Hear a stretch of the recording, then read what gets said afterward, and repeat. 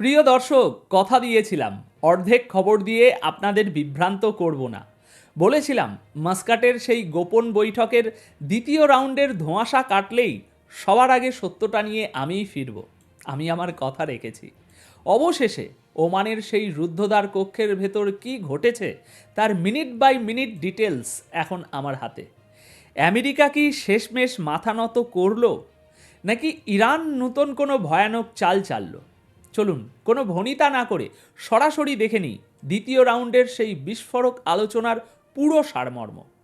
আমেরিকার সাথে ৮ ঘন্টার ম্যারাথন মিটিং শেষে ইরান বলল শুরুটা ভালো হয়েছে, কিন্তু জিও পলিটিক্সের একটা গোল্ডেন রুল আছে, যা খবরের শিরোনামে দেখেন তা আসলে হিমশৈলের চূড়া মাত্র।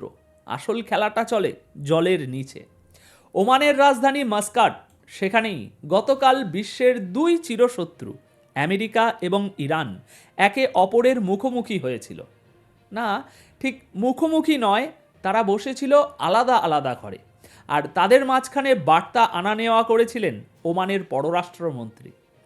৮ ঘন্টা, টানা ৮ ঘন্টা ধরে চলেছে দ্বিতীয় রাউন্ডের এই স্নায়ুযুদ্ধ। কিন্তু মিটিং শেষে ইরানের পররাষ্ট্রমন্ত্রী যা বললেন আর ইরানের ধর্মীয় নেতারা তেহরান থেকে যা হুঙ্কার দিলেন, এই দুইয়ের মধ্যে আকাশ পাতাল তফাত। আজ আমি আপনাদের সেই লুফহোলগুলোই দেখাবো যা মেন স্ট্রিম মিডিয়া আপনাকে বলছে না। আজকের প্রথম বড় ব্রেকিং, মাস্কাটের রুদ্ধদ্বার বৈঠকে আমেরিকার শর্ত এবং ইরানের গুড স্টার্ট বা ভালো শুরুর দাবি আসলে কি বরফ গলেছে? দ্বিতীয় এবং অত্যন্ত গুরুত্বপূর্ণ বিষয়, আলোচনার টেবিলেই যখন চা খাওয়া হচ্ছে তখন ইরানি আকাশে ব্যালিস্টিক মিসাইল কেন? শান্তি আলোচনা নাকি যুদ্ধের মহড়া? তৃতীয় এবং সবচেয়ে বড় টুইস্ট, ইরান পরিষ্কার জানিয়ে দিয়েছে পরমাণু বোমা বানাবো না, কিন্তু ইউরেনিয়াম সমৃদ্ধ করাও থামাবো না। এই একগুঁয়েমির আসল মানে কি? চলুন প্রত্যেকটি খবরের বিশ্লেষণে যাওয়া যাক। পয়েন্ট 1, গুড স্টার্ট নাকি ডিপ্লোম্যাটিক ট্র্যাপ? আচ্ছা, সিরিয়াসলি বলুন তো, ৮ ঘন্টার মিটিং, ওমানের পররাষ্ট্রমন্ত্রী বদর আল বুসাইদি একবার আমেরিকানদের ঘরে যাচ্ছেন, আবার সেখান থেকে বার্তা নিয়ে ইরানিদের ঘরে আসছেন। এটাকে কি মিটিং বলে, নাকি দরাদরি? ইরানের পররাষ্ট্রমন্ত্রী আব্বাস আরাকাচি মিটিং শেষে বললেন ইটস এ গুড স্টার্ট বা ভালো শুরু, কিন্তু খেয়াল করবেন তিনি এটাও বলেছেন যে বিশ্বাস নামক শব্দটা এই দুই দেশের ডিকশনারি থেকে কবেই মুছে গেছে। কেন জানেন? কারণ আমাদের মনে রাখতে হবে জুন ২০২৫-এর সেই ১২ দিনের যুদ্ধের কথা। আপনাদের মনে আছে নিশ্চয়ই, আমেরিকা এবং ইসরায়েল মিলে ইরানে যে বম্বিং করেছিল তার দগদগে ঘা কিন্তু এখনও শোকায়নি। এখন সেই অবিশ্বাসের দেওয়াল কি মাত্র ৮ ঘন্টার কথায় ভাঙা সম্ভব? একদম না। আরাকাচি সাহেব পরিষ্কার করে দিয়েছেন মাস্কাটে বসে কোনো ফাইনাল সিদ্ধান্ত হবে না। ফাইনাল সিদ্ধান্ত হবে তেহরান আর ওয়াশিংটনে। অর্থাৎ এই মিটিংটা ছিল শুধুই একে অপরের পালস চেক করার জন্য। আমেরিকা দেখতে চেয়েছিল ইরান কতটা চাপে আছে, আর ইরান দেখতে চেয়েছিল আমেরিকা কতটা নমনীয়। আমার বিশ্লেষণ বলছে এই ভালো শুরুর মানে শান্তি নয়, এর মানে হলো এখনই কোনো বড় যুদ্ধ লাগছে না ঠিকই, কিন্তু পেছনের দরজা দিয়ে প্রতিদিন প্রতি মুহূর্ত ষড়যন্ত্র ঠিকই চলবে। একে বলে ঠান্ডা শান্তি, যা যুদ্ধের চেয়েও বেশি টক্সিক হতে পারে। এবার আসি আজকের সবচেয়ে ইন্টারেস্টিং পার্টে, দ্বিতীয়, আর এটাই হলো আসল খেলা।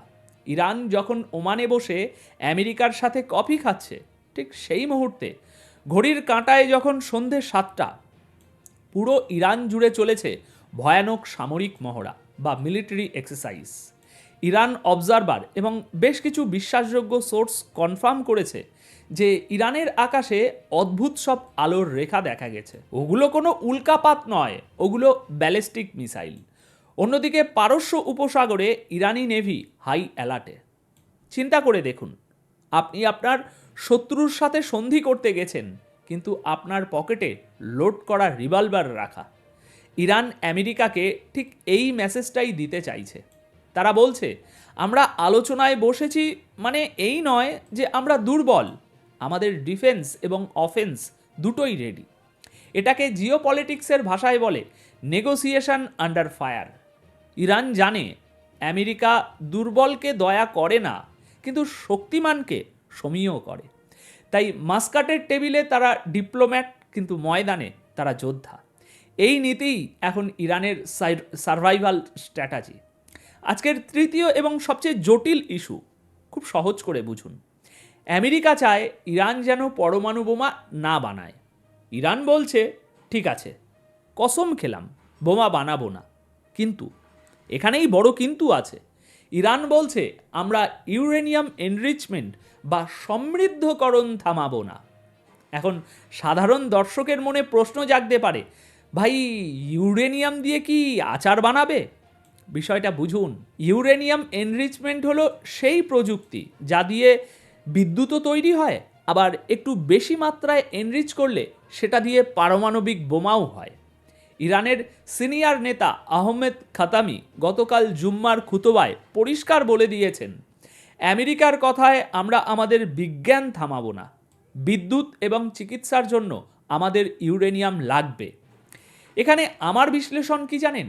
ইরান আসলে থ্রেশহোল্ড স্টেটে থাকতে চায়, মানে তারা বোমা বানাবে না, কিন্তু বোমা বানানোর সমস্ত সরঞ্জাম এবং প্রযুক্তি রেডি রাখবে, যেন আমেরিকা বেশি বাড়াবাড়ি করলেই তারা কয়েক সপ্তাহের মধ্যে বোমা বানিয়ে ফেলতে পারে।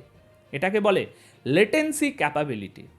আরটি উর্দু এবং মারিও নাফলেনের মতো আন্তর্জাতিক বিশ্লেষকরাও কনফার্ম করেছেন যে এই মিটিংয়ে মিসাইল নিয়ে কোনো কথাই হয়নি, যেটা আমি আপনাদের কয়েক দিন ধরে বলে আসছি।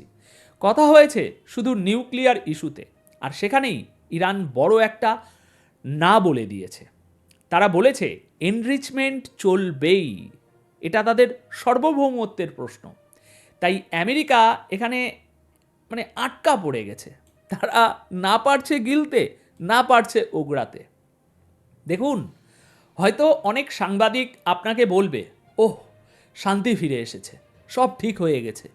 কিন্তু আমি আপনাকে বলছি, ডোন্ট বি এ ফুল, বোকা হবেন না।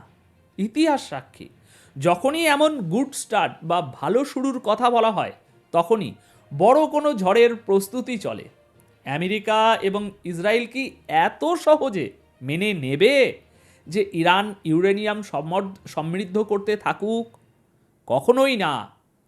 আজকের এই মিটিংয়ে ইরান যেটা করেছে সেটা হলো সময় কেনা। তারা 2025-এর সেই হামলার পর নিজেদের গুছিয়ে নিচ্ছে। আর আমেরিকা, ট্রাম্প প্রশাসনের সামনে নির্বাচন বা অভ্যন্তরীণ রাজনীতির যে চাপ রয়েছে, সেই চাপে এখনই বড় কোনো যুদ্ধ তারা চাইছে না। তাই দুপক্ষই একটা সাময়িক অভিনয়ে নেমেছে।